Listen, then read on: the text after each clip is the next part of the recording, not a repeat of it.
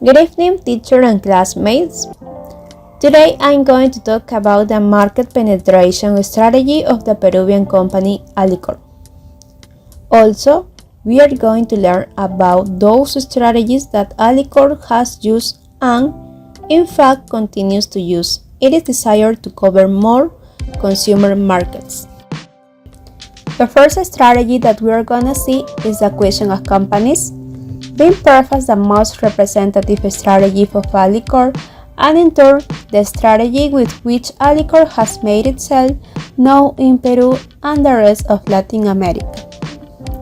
Since Alicorp considered it convenient to enter new markets by adopting companies that had previously positioned themselves in a foreign market as a national brand or as an affiliate of Grupo Romero, a Peruvian conglomerate with which Alicorp has a close history. In this way, Alicorp could enter new markets without fear of investing too much and receiving little acceptance with a new product or brand. But we will go step by step. One of the first companies that Alicorp acquired was the Chilean company Salma Food in 2012. It should be noted that for Alicorp, the company Salma Food was its letter of entry to the Chilean market and to the aquaculture market, given that the products sold by the company were food and supplements for freshwater or saltwater fish. This allowed Alicorp to diversify its client portfolio in Peru and position itself in Chile through Salma Food under the VitaPro name.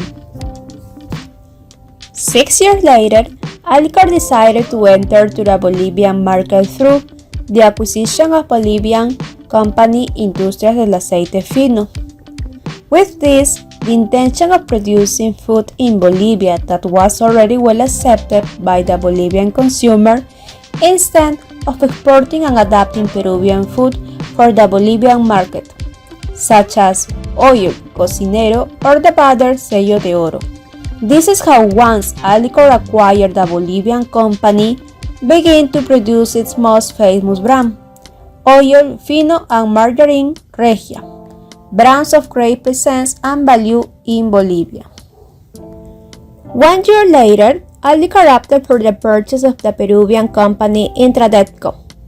This purchase allowed Alicorp to enter to the cleaning products market and be able to open up in the Mexican and Central American market, thanks to one of the Intradetco most successful brands, Sapolio. Alicorp was able to start a mass production of Sapolio spray, cleaning waxes, dishwashers, etc. This allowed it to generate greater brand positioning not only in Peru, but also in the country where Sapolio was exported, such as Mexico, Costa Rica, Honduras, etc.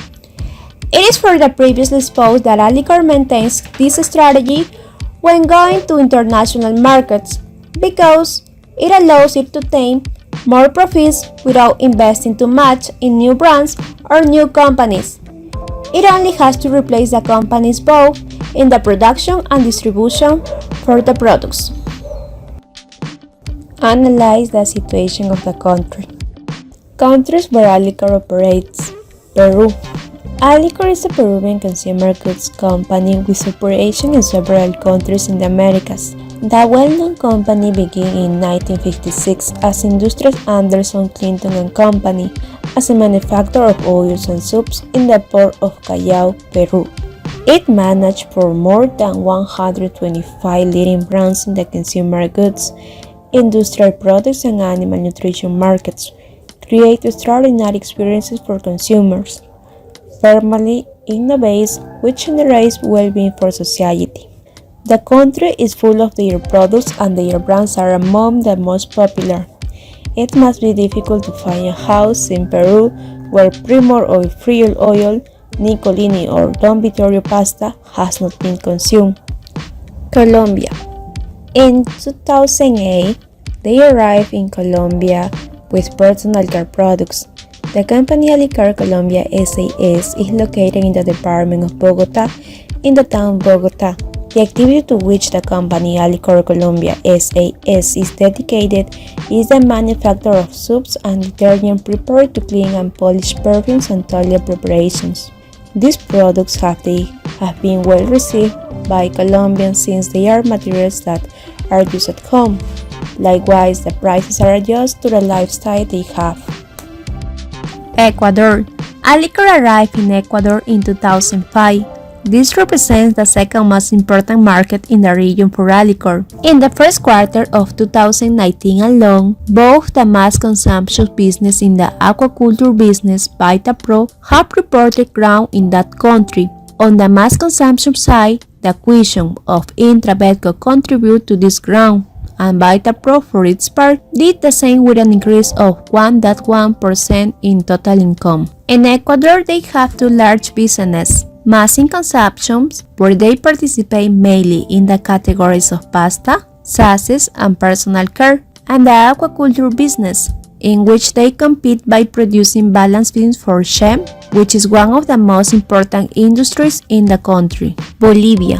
Alicorp arrived in Bolivia in 2008 and acquired the companies Fino and Sao. The company's vision has aimed to strengthen the product portfolio by innovating and offering healthier products to the market, such as Fino Light, Regia Light, and Fino Mental Active with DHA. Uruguay. Alicorp arrived in Uruguay in 2010 in order to purchase most of the group's raw materials such as wheat and soybeans. Countries where Alicorp ceased operations. Argentina. The Peruvian company Alicorp joined the list of international firms leaving the Argentinian market, as it sold its operation to a group of local businessmen led by Jonathan Herzberg, country manager of Alicorp Cono Sur, who will serve as CEO of the company. The corporation will continue to operate with all its local production structure. This consists of the 3 plants it has in the country, located in San Justo, Garín, and Morón, in the province of Buenos Aires. In addition, it will retain ownership of the Il brands, reaching mass consumption centers with its most recognized products, for example, Plasbel, Campos Verdes, and Limon in personal care.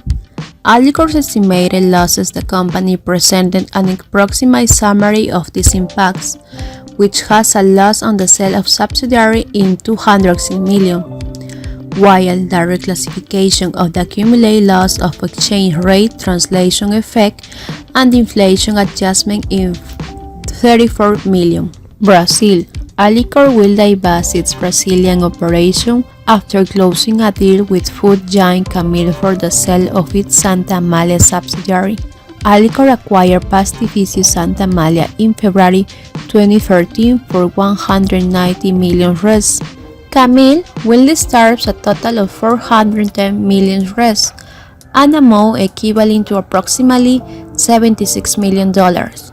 According to a statement from Camil, the company will pay $260 million, but will also assume Santa Amalia's debt in the amount of $150 million. According to the notes to Alicorp's audit consolidated financial statements, Santa Amália had goodwill impairment of $29.9 million in 2019 and $47.9 million in 2012. The transaction still needs the backing of Camil's shareholders, which is a publicly traded, and the approval of Brazil's competition agency, CADE. Adapt logistics and marketing due to the pandemic. Changes in logistics. The pandemic affects different areas of work and forced to get out of the comfort zone and be more creative. In supply, they are always agile and flexible, but the pandemic led Alicorp to double the speed to be able to react, anticipate, and ensure that the business adequately meets the needs of consumers. Today, for example, the issue of inventories is being rethought due to the fact that the world supply has been affected by the pandemic and the war. Supply times have changed, which leads us to redefine inventory strategies. In general, The challenge of the pandemic has taken us to the next level, to be faster, more agile, and more flexible than we used to be as a chain and as Alicorp. Alicorp believes that the important thing is to anticipate, understanding the market not only as a specific point, but as a global one. Always looking for new sources of supplies, which allow for better cost in packaging and produce inputs. Changes in marketing in Mexico. Before the arrival of the pandemic in Mexico, there was limited use of online commerce since it generated uncertainty, fraud, or for whatever negative reasons. However, during confinement, this type of business increased due to the fact of not going out to the street to buy. Then, there was an unlimited increase in the use of electronic commerce and the sale of food online. One of the tools that became better known and safer was Rappi and Corner Shop. The Mexican Association of Online Sales, AMBO, which represents service providers for e-commerce, consulting and digital marketing agencies, and online retail stores, large and business, native or traditional with a digital channel, it's clear that the pandemic increased the relevance of digital sales in the business strategy and calculates that 2 out of 10 brands and businesses have experienced growth greater than 300%.